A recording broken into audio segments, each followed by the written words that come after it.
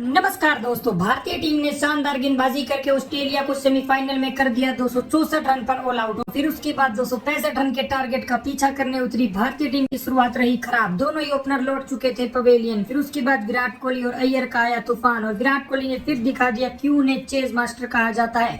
लेकिन अंत में इस रोमांचक मुकाबले में आया एक नया मोड़ और इस टीम ने जीत हासिल करके फाइनल में बनाई अपनी जगह। तो क्या है आज के सेमीफाइनल मुकाबले का पूरा हाईलाइट्स बताएंगे दोस्तों आपको हमारी इस वीडियो में। लेकिन दोस्तों अगर आप भी विराट कोहली के बहुत बड़े फैन है तो इस वीडियो को एक लाइक और चैनल को सब्सक्राइब कर लीजिएगा। वीडियो का लाइक टारगेट केवल 500 लाइक्स है।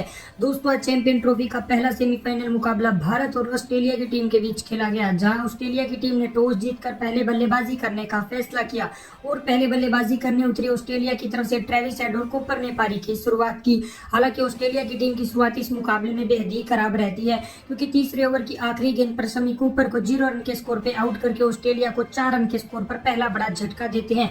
फिर उसके बाद ट्रेविस हेड का साथ निभाने स्टीवन स्मिथ आते हैं और इन दोनों बल्लेबाजों के बीच शानदार पार्टनरशिप होती है। हालांकि ट्रेविस हेड को 2 जीवनदान मिल चुके थे और वो 5 चौके और 2 छक्कों की मदद से ताबड़तोड़ अंदाज में बल्लेबाजी कर रहे थे और दोनों ही बल्लेबाजों ने ऑस्ट्रेलिया को 50 रनों के पार पहुंचाया। लेकिन वरुण चक्रवर्ती ने आते ही अपने पहले ओवर में 39 रन के स्कोर पर ट्रेविस हेड को कैच आउट करवा के ऑस्ट्रेलिया को 54 रन के स्कोर पर दूसरा बड़ा झटका दिया। फिर उसके बाद स्टीवन स्मिथ का साथ निभाने लबुशेन आते हैं और इन दोनों के बीच भी शानदार पार्टनरशिप होती है। हालांकि दोनों अपने पवेलियन लौटने की वजह से इन दोनों बल्लेबाजों पर थोड़ा प्रेशर नजर आ रहा था, लेकिन इन दोनों बल्लेबाजों ने अच्छी बल्लेबाजी करते हुए ऑस्ट्रेलिया के स्कोर को 100 रनों के पार पहुंचाया और दोनों के बीच 50 रनों की शानदार पार्टनरशिप भी पूरी हो चुकी थी। लेकिन तभी लबुशेन 29 रन बनाकर जडेजा का शिकार हो जाते हैं और 110 रन के स्कोर पर ऑस्ट्रेलिया को तीसरा बड़ा झटका लगता है। फिर उसके बाद स्टीवन स्मिथ का साथ निभाने जोश इंग्लिश आते हैं और इन दोनों के बीच भी शानदार पार्टनरशिप होती है। स्टीवन स्मिथ शानदार अपना अर्धशतक पूरा करते हैं, लेकिन जोश इंग्लिश अपनी पारी को बड़ा नहीं कर पाते और जडेजा की गेंद पर 11 रन बनाकर आउट हो जाते हैं और 144 रन के स्कोर पर ऑस्ट्रेलिया को चौथा बड़ा झटका लगता है। फिर उसके बाद स्टीवन स्मिथ का साथ निभाने एलेक्स कैरी आते हैं और कैरी आते ही ताबड़तोड़ अंदाज में चौके लगा रहे थे ताकि स्टीवन स्मिथ से प्रेशर हट सके और स्टीवन स्मिथ भी अच्छी बल्लेबाजी करते हुए धीरे धीरे अपने शतक के करीब पहुंच रहे थे। दोनों बल्लेबाजों के बीच 50 रनों की पार्टनरशिप पूरी होती है और ऑस्ट्रेलिया का स्कोर 200 रनों के नजदीक पहुंच चुका था। लेकिन तभी मोहम्मद शमी 73 रन के स्कोर पर स्टीवन स्मिथ को फुल टॉस गेंद पे आउट करके ऑस्ट्रेलिया को 198 रन के स्कोर पर 5वां बड़ा झटका देते हैं। फिर उसके बाद मैक्सवेल आती है, लेकिन वो भी आती है एक छक्का लगाकर 7 रन बनाकर अक्सर की गेंद पर बोल्ड हो जाते हैं और 205 रन के स्कोर पर ऑस्ट्रेलिया को छठा बड़ा झटका लगता है।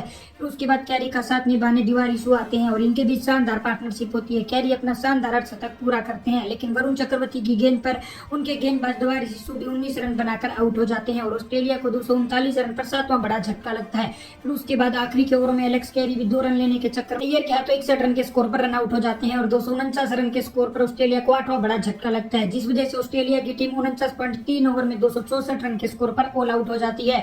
और वहीं भारतीय टीम की तरफ से मोहम्मद शमी ने सबसे ज्यादा 3 विकेट चटकाए। उसके अलावा वरुण चक्रवर्ती जडेजा को 2-2 मिले और वहीं हार्दिक पांड्या अक्षर पटेल को 1-1 विकेट मिला। जवाब में 265 रनों के लक्ष्य का पीछा करने उतरी भारतीय टीम की तरफ से रोहित शर्मा और शुभमन गिल ने पारी की शुरुआत की।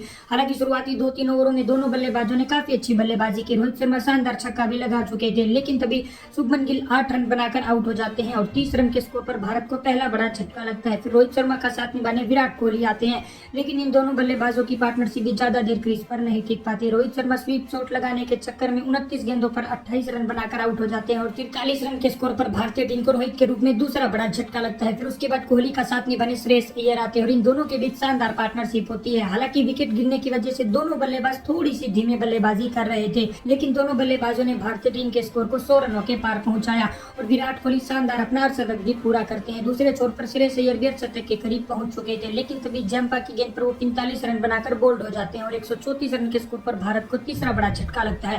फिर उसके बाद कोहली का साथ निभाने अक्षर पटेल आते हैं और अक्षर पटेल आते ही शानदार बल्लेबाजी करते हैं और छक्के के साथ ऑस्ट्रेलिया के गेंदबाजों का स्वागत करते हैं और इन दोनों के बीच भी अच्छी पार्टनरशिप होती है। लेकिन तभी अक्षर पटेल 27 रन बनाकर इंग्स की गेंद पर बोल्ड हो जाते हैं और 178 रन पर भारत को चौथा बड़ा झटका लगता है। फिर कोहली का साथ निभाने केएल राहुल आते हैं और वहीं विराट कोहली भी धीरे धीरे अपने शतक के करीब पहुंच रहे थे और भारतीय टीम को अब आखिरी 13 ओवर में यानी कि 78 गेंदों पर जीत के लिए 78 रनों की जरूरत है। लेकिन फिर उसके बाद विराट कोहली तेजी से रन बनाने के चक्कर में जंपा की गेंद पर 84 रन बनाकर आउट हो जाते हैं और भारतीय टीम को 225 रन के स्कोर पर 5वां बड़ा झटका लगता है। फिर उसके बाद राहुल का साथ निभाने हार्दिक पांड्या आते हैं और इन दोनों के बीच शानदार पार्टनरशिप होती है और हार्दिक पांड्या छक्का लगाकर पूरा प्रेशर ऑस्ट्रेलिया की टीम पर डाल देते हैं। अब 29 गेंदों पर 28 रनों की भारतीय टीम को जरूरत है और इन दोनों बल्लेबाजों ने अंत में शानदार बल्लेबाजी करके इस रोमांचक सेमीफाइनल में भारतीय टीम को जीत दिलवा दी और इसी के साथ भारतीय टीम अब फाइनल में पहुंच चुकी है। तो तो दोस्तों टीम इंडिया के लिए एक लाइक तो बनता है।